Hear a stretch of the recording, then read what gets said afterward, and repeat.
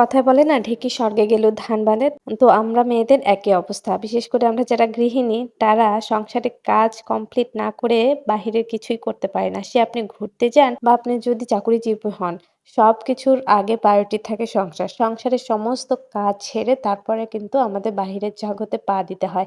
এই যে যেমন ঘুরতে যাবো সেখানেও কিন্তু সাত সকালে উঠে নিজে ফ্রেশ হয়ে গোসল করে আর গোসল করতে যাওয়ার আগে কিছু কাপড় ওয়াশিং মেশিনে দিয়ে গিয়েছিলাম। তো সেগুলো বের করে এখন শুকাতে দিচ্ছি যেহেতু বাসায় থাকবো না। দেন এই যে বারান্দায় চলে এসেছি। বারান্দায় এসে আমি আমার অতি যত্নের আদরের গাছগুলা দেখে নিচ্ছি যে ঠিকঠাক আছে কিনা, পানি দেওয়া লাগবে কিনা কোনো গাছে। তবে যাই হোক এবার টেনশনটা অনেকটাই কম ছিল। কারণ পাখি ছিল না, পাখিগুলো বিক্রি করে দিয়েছি। সামনেই শীত আসছে।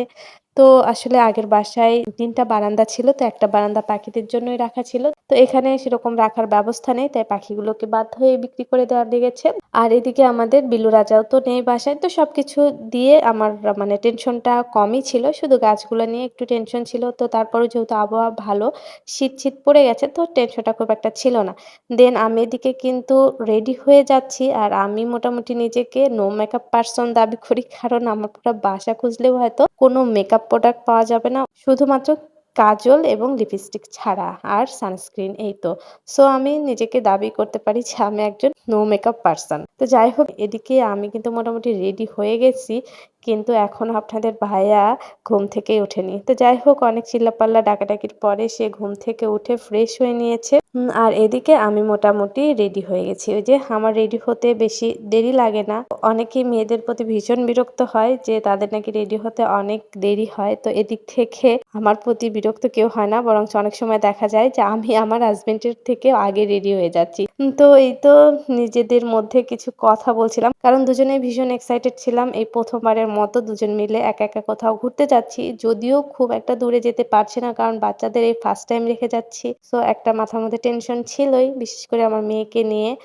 ও যদিও থাকে ওর নানুর বাসায় কিন্তু এই তো ১ সপ্তাহর যে একটা লং টাইম সেখানে সে অ্যাডজাস্ট করতে পারবে কিনা, থাকবে কিনা এটা নিয়ে একটা টেনশন ছিল। তো সবকিছু বিবেচনা করে আমরা কাছাকাছি একটা ট্যুর দিয়েছিলাম। তো যাই হোক ফাইনালি আমরা রেডি হয়ে এখন বের হয়ে পড়েছি। আর কতদিন পরে যে এত সকালে বাইরে বের হয়েছি আর আবহাওয়াটা অনেক সুন্দর ছিল। ঠান্ডা আবহাওয়া, খুব বেশিও ঠান্ডা না আবার গরমও না। খুব মজার একটা ওয়েদার ছিল।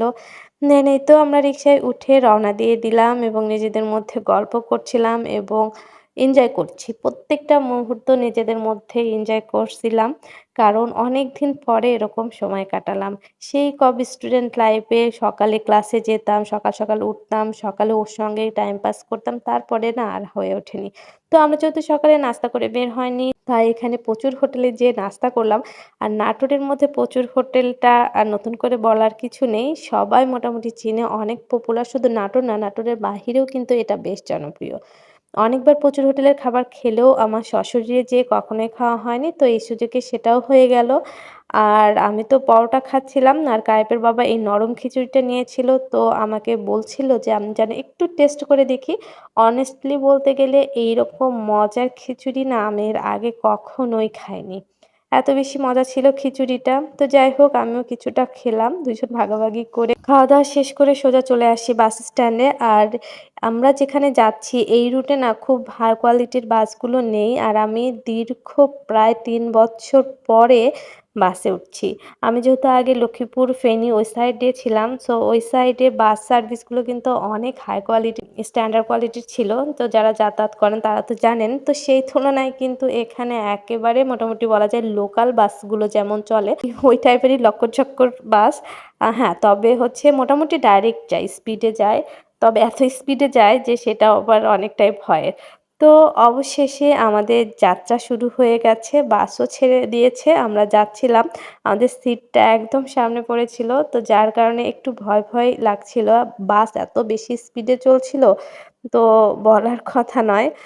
তবে তারপরেও সবকিছু মিলে বেশ এনজয় করেছি এবং মোটামুটি ২.৫ ঘন্টার জার্নি শেষ করে আমরা চলে আসি গাইবান্ধা এবং গাইবান্ধা সদর থেকে আমরা একটা সিএনজি ভাড়া করে চলে যাচ্ছি একদম গ্রামীণ পরিবেশে। গ্রামের রাস্তা, মোটামুটি ০.৫ ঘন্টা ৪০ মিনিটের মতো সিএনজিতে করে আসার পরে আমরা কিন্তু আমাদের গন্তব্যস্থল এই যে দেখতেই পাচ্ছেন এসকেএসিন রিসর্ট। তো এটাই ছিল আমাদের গন্তব্যস্থল। কায়েবের বাবা এর আগে তার অফিস ট্যুরে এসেছিল এখানে এবং তার জায়গাটা এত বেশি পছন্দ হয় তখনই সে প্ল্যানিং করে যে নেক্সট ডে আমাকে নিয়ে আসবে। তো তার প্ল্যানিং অনুযায়ী আমরা সেখানেই আসি। আর ওই যে বাচ্চাদের রেখে এসেছি আমরাও চাচ্ছিলাম যে কাছে পিঠে যেয়েই একটু নিজেদের মধ্যে কোয়ালিটি টাইম স্পেন্ড করি। তো নিজের আপনজন বলেন, ফ্যামিলি বলেন, যারা একটু প্রকৃতি পছন্দ করে নিরিবিলি জায়গা তাদের জন্য একটা বেস্ট রিসোর্ট আমি মনে করি আমাদের এই তো রাজশাহী, নাটোর, বগুড়া এই সাইডগুলোর মধ্যে এরকম সুন্দর নিরিবিলি রিসোর্ট আমার মনে হয় না আছে।